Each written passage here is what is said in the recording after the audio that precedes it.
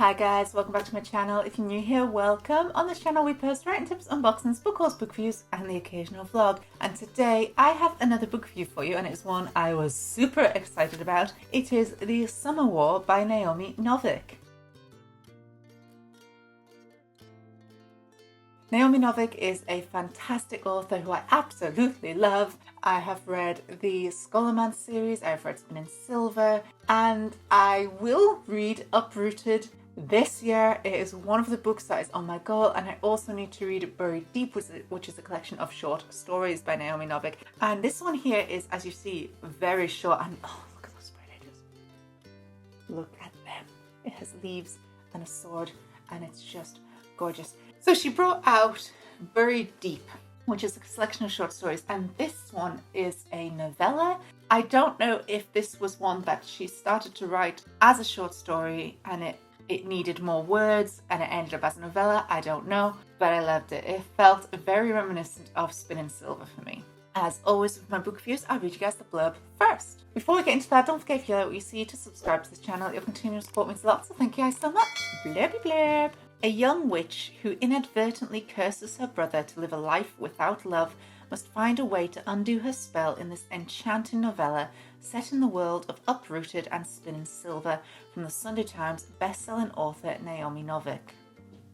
Celia discovers her talent for magic on the day her beloved oldest brother Argent leaves home. Furious at being left behind, she lashes out, not realizing her childish, angry words will suddenly become imbued with the power of prophecy, dooming him to a life without love. While Argent wanders the world, forced to seek only fame and glory instead of the love and belonging he truly desires, Celia attempts to undo the curse, yet she cannot find the solution, until she learns the truth about the centuries-old war between her people and the Summerlins, the immortal beings holding a relentless grudge against their mortal neighbours. With the aid of her unwanted middle brother, Celia may be able to undo her eldest brother's curse and heal the lands so long torn apart by the Summer War. But what price will she have to pay? This is a fairy tale with a modern twist. So as it says, very reminiscent of Spin in Silver. I have not read Uprooted yet. It's on my list for this year. I adored it. On the front by book page, it says one of the greatest and most versatile fantasy writers of our times. That is about Naomi Novik herself. And on the back, it says Celia was 12 years old on the day she cursed her brother. And we do have some reviews. Novik is quite simply a genius. That's by Kirsten White. Mesmerizing, surprisingly tender, Publishers Weekly, and Novik deliciously undoes expectations, Holly Black. I agree with those reviews, and I also need a drink. Oh, it's chamomile and honey tea. It's really good.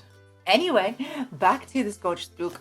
As I've already shown you, sprayed edges. It's green, my favorite color, and under the dust jacket, also green, with green foiling on the side.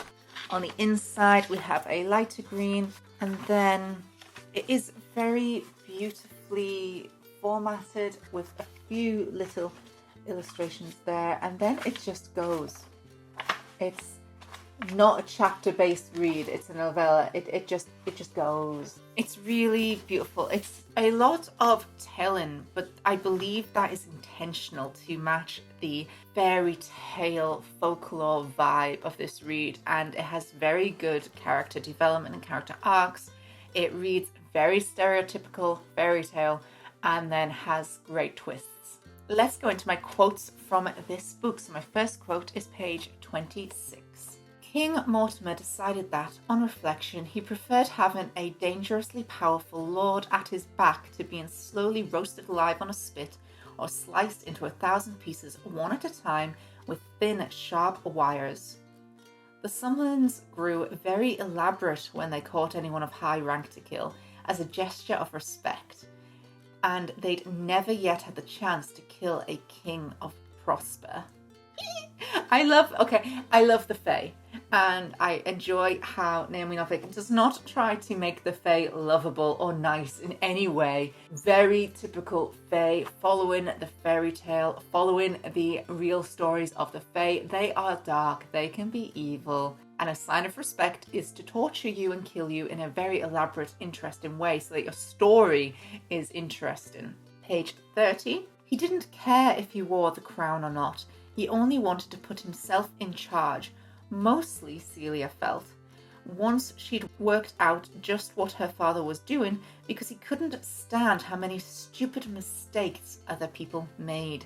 In this story, we follow Celia, who is our main character. She is a 12-year-old girl at the beginning of the story, but she herself reads and discovers the history of her father, who is a lord, but he is a self-made lord. He worked his way up there by defeating a lot of the Summerlins, by defending the land of Prosper. And as she learns about him, she learns that it's not that he wants to be a king or any of that. He just wants things to be done sensibly, which I appreciated. Page 31. But now, father was the one who made a stupid mistake.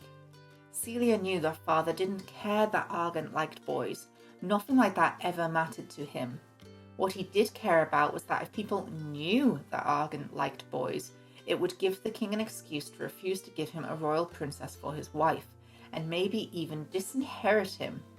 Father had just been trying to teach Argan not to get caught, and it had never occurred to him that Argan wanted love more than power. Before this point, Celia sees her father as this all-knowing, very intelligent person. But Argan, her older brother, is gay, and in Argan's youth, when he was growing up, her father killed someone who was found to be gay and made Argan wash as sort of a warning. And as Celia said, Celia believes he did that to warn him, don't get caught, because he was part of this bigger plan to marry into the royal family so that their father could control the realm of Prosper and not be a king. Argan's not into this. He wants to live for love. And after he goes away to the tournaments, he comes back and is like, I'm out. I want love over all of this. See you later. Page 35. She told me you'd be my sib and love me and asked me to promise to love you back. This is Rorik, Celia's middle brother, so older than her still, but the middle child. And this is the turning point for Celia. This is where her character arc really grows. But I wasn't keen on the word sib because this book, as I've said, is very fairy tale, and it's told in a fairy tale way, in the wording, in the way it's written. But saying sib was more scholormancy. It was a bit modern. I didn't enjoy that.